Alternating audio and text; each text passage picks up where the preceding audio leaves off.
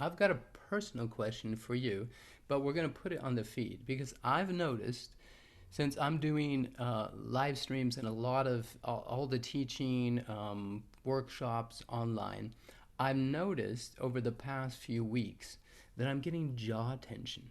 It's like I get into this mode of listening, and my jaw goes, and I wonder what would spontaneously, maybe a couple tips you could give me, and maybe somebody else is experiencing something similar, maybe it's neck tension, Mm. to actively break that habit I've subconsciously gotten into.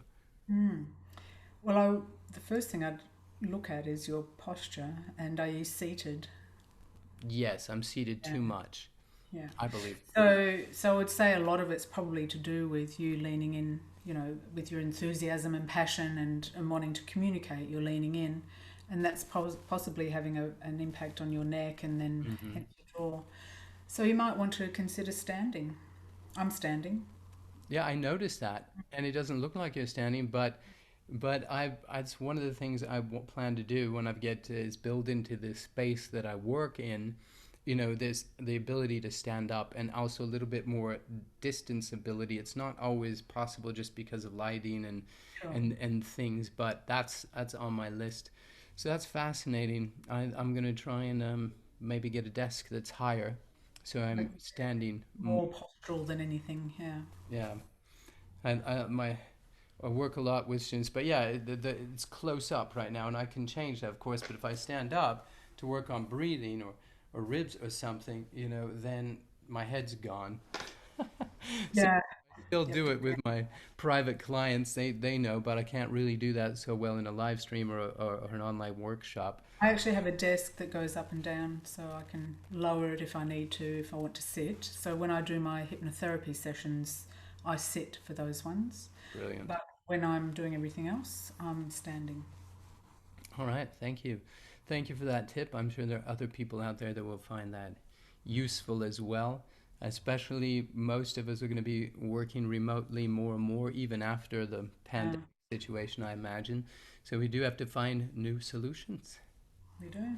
And understand that that will have an impact on your larynx. And when you go to sing, now you've got more issues, and you'll probably start to use extrinsic muscles that, to try and get everything working again instead of actually dealing with the original issue, which was getting your alignment back. Yeah. That's why things like Feldenkrais and Alexander are really wonderful. Yeah. I did a lot of dance and I do like yoga. That helps. But I do take, throughout the day, I take some breaks. I get up, walk around, get outside because it can be quite exhausting actually in new ways.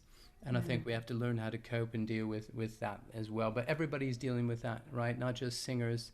A lot of people that previously had a lot more movement or things going on in their daily life, now they're working remotely. So thank you once again for your time, your wisdom, and being so generous to share with the world and help us change the world one voice at a time. Well, thank you so much for asking me. It's been an absolute pleasure, and I do hope it's been helpful. And as I find out more, I shall continue to share. Thank you, Lynn.